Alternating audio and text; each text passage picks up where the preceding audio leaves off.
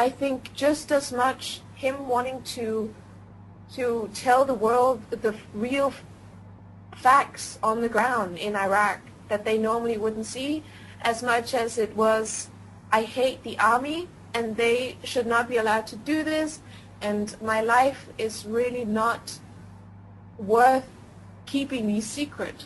So I think he was conflicted when he did it. I don't think he like sent it out with like songs and banners and bravery and all these things. When he was talking, I mean, according to this guy, this Lamo guy, or Lamo, it sounded like he was distressed that he had done it, because he had no idea what kind of consequences there would be. And I think it's these kind of rash decisions that makes it, that makes it okay that he should be somehow punished for it, because you can't just do this. You don't know the repercussions of these types of actions, and I disagree that he should be treated like this, but I see a point in not allowing people to just pass on information as they please. No? Come on. It's pathetic just to think that, you know, we're living in a world that we have to hide information because it's just a way to protect ourselves in some cases. But I think all these videos, you know, the killing of the people is like a massacre. And I just feel, because I know that you cannot choose or cannot determine which type of information should you tell or not. But the thing is that this, especially like, I don't know, the collateral murder, the Ghana airstrike, like, I don't know, the Apache gunshot footage, like, all of these are, you know, are actions from the soldiers to the civilians, to the innocent people. And come on, it's, I don't know, it's just... But like, you have to think about this leakage as a package. I mean, you're pulling out the things that were a big embarrassment to the United States. I mean, they're horrible crimes, and they should not have happened. And the U.S. are like completely off their heads because, whoa, they should not have been shown. But, I mean, these things should be exposed, sure.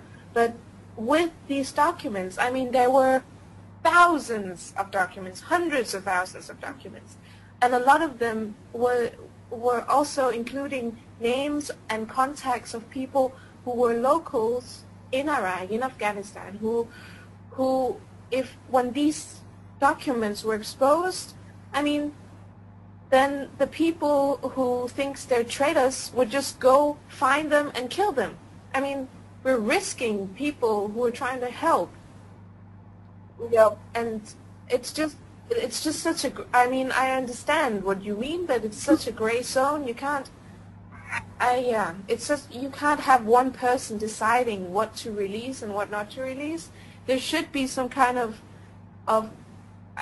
now I sound really stupid, but some kind of order in democracy, so it's not an anarchy.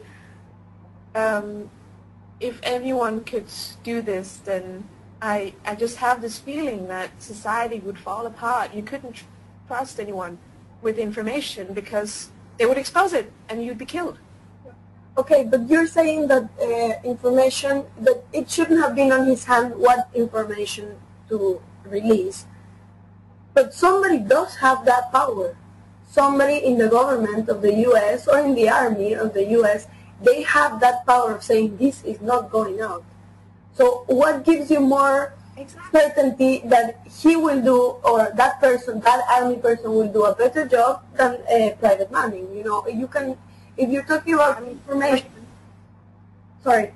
No, but it's just like that army guy it's both sides. It's not black and white. You have this army guy who sits on information. Half of the information he has is about cruel stuff that he wants to hide. The other thing, the other side of the information is for the protection of others. They're positive secrets, you know? And if you have a person who's not, he's maybe be cleared into seeing these documents, but he doesn't know the connections, I mean, he will just take out all the information. He wouldn't discriminate between those collateral murder videos and those listings of people who should be protected. I mean, he would just send everything out, because, But he wouldn't know which one to take. Yeah, exactly. Yeah, I get also your point, Mika. But for example, guys, like just us, you know, as citizens, how do you feel just to have the information classified, like classified information, that it's only why this type of information does even exist? I just wonder, you know, it shouldn't. Like, we shouldn't hide. No, of course, in a wartime you have to have some secret information, because that's the information you use to combat.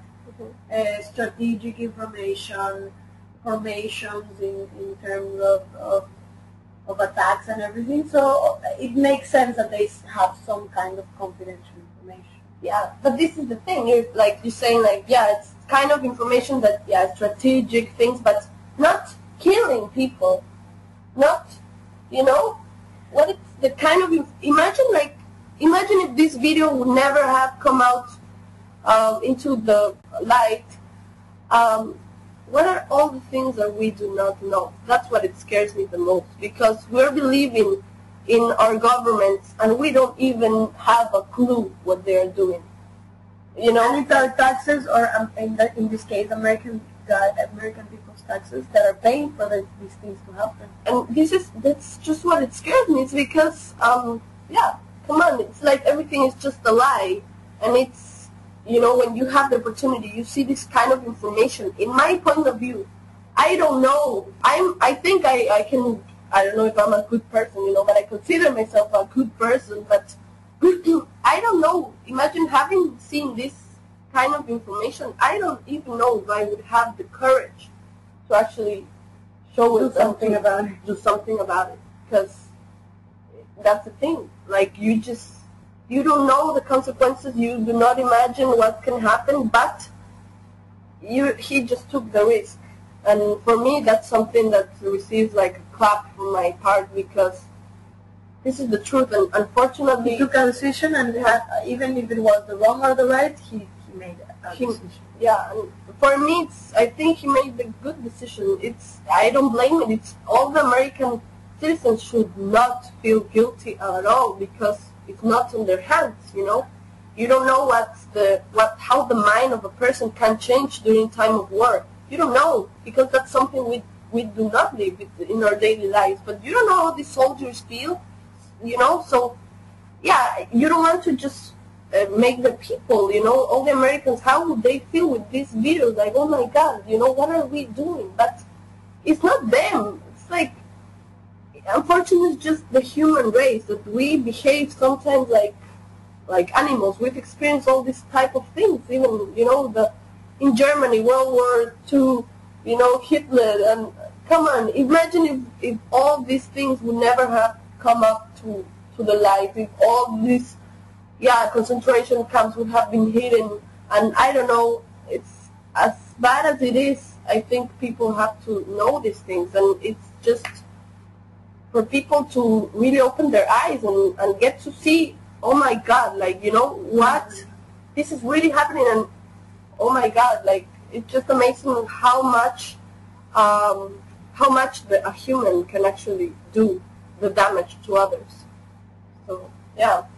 Also, something really interesting, guys, that I wanted to ask you was the Obama role. You know, now with all of this, he said, for example, that, that Bradley Manning, who has been in prison for 9 months on charges of handing governmental files to Wiki Leaks, has not even been tried let alone convicted.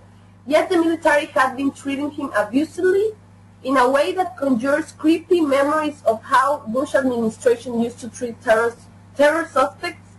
Inexplicably, it appears to have President Obama's support to do so.